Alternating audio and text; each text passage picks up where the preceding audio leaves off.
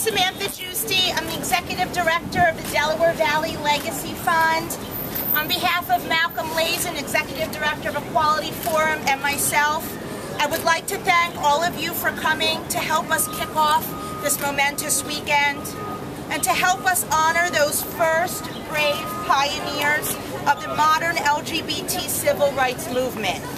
We are honored to have 3 of the original gay pioneers here today: Bello, Kunstler, and John James.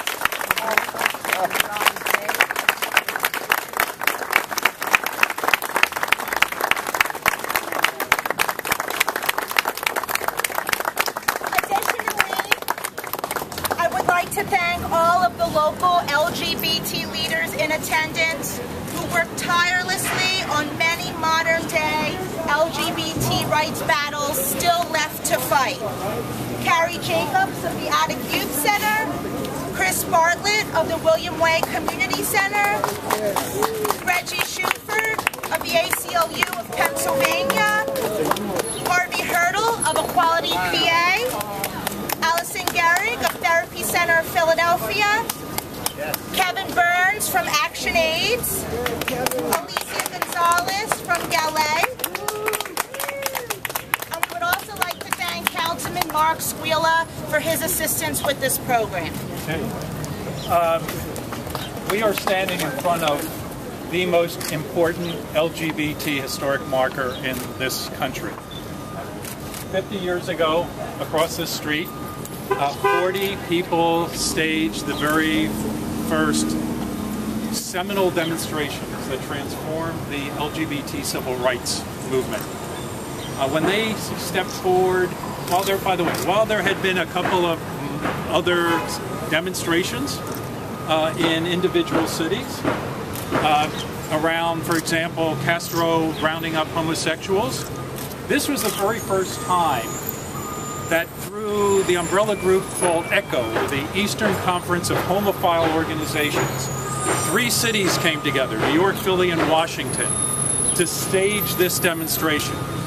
It was also the very first time that they called for equality, and in fact, they had the equal sign and were carrying signs for equality.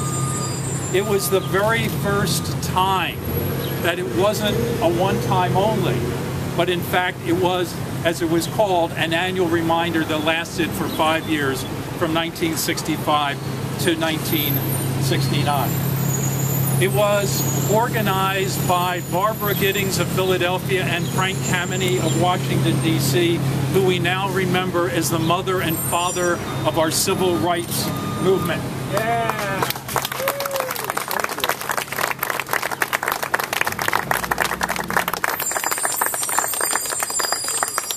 It was on July 4th, 1965, the largest demonstration in the history of the world for gay equality, when 40 brave people showed up here despite a tsunami of homophobia. And in spite of their success of growing the annual reminder from 40 to 150 people in 1969, when Stonewall occurred, they believed that it was the Boston Tea Party. They suspended the annual reminders and they used their organizational skills in order to stage in 1970 a march from Greenwich Village to Central Park, not knowing how many people would show up for the first anniversary of Stonewall. And between 2,000 to 5,000 people showed up, and that helped to transform our movement. And please remember one other thing. Stonewall was not the first time our community protested against police misconduct. There were demonstrations prior to Stonewall in Los Angeles, but no one organized to remember those. And if Frank and Barbara and others had not used their organizational skills to remind our community of Stonewall, we would not be standing here today. That's the reason why this historic marker symbolizes so much. And without what they did, we would not be celebrating today. We would be celebrating sometime in the future, but we would not be celebrating today same-sex marriage. So think about it. They stepped forward with every possible societal disadvantage. Most people thought that we were foolish. And today, 49 years and 51 weeks and 6 days later from the first of the annual reminders, we now have marriage equality in this country. Yeah.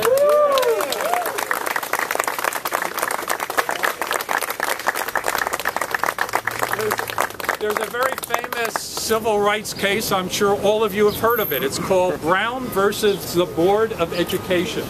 Well, last week there is now a new major landmark civil rights decision. It's called Obergefell versus Hodges. We are so honored to have Jim Obergefell here, and I only wish that Frank and Barbara were here. I know they would take not only such great pride in this achievement, but also take great pride in Jim Obergefell. Jim?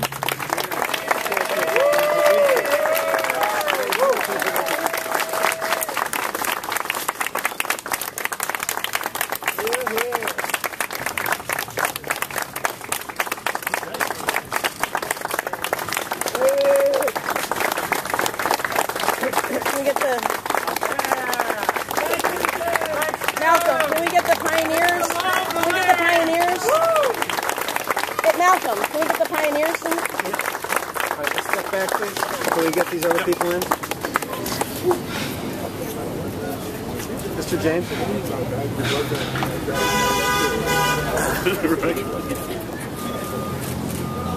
Mr. James? Right between Frank and I, Ada, perfect. Thank you. Right here.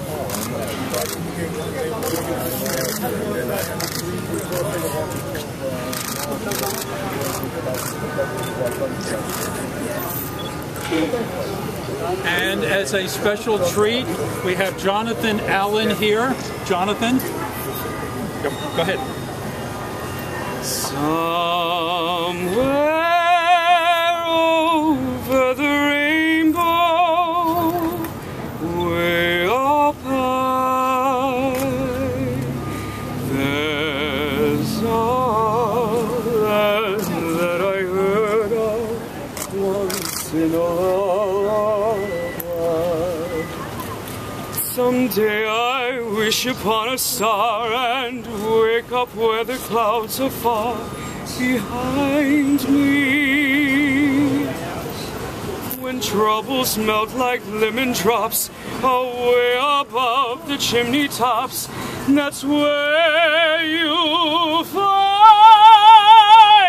me. Somewhere over the rainbow,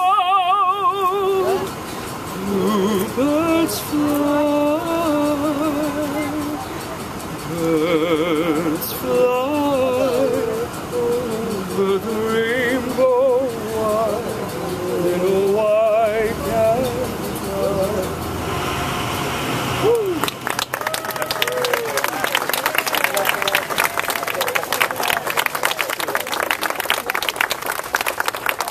Thank you everyone for joining us, and we look forward to seeing you on Saturday at the National LGBT 50th Anniversary Ceremony at Independence Hall and throughout the programming of the National LGBT Civil Rights Celebration.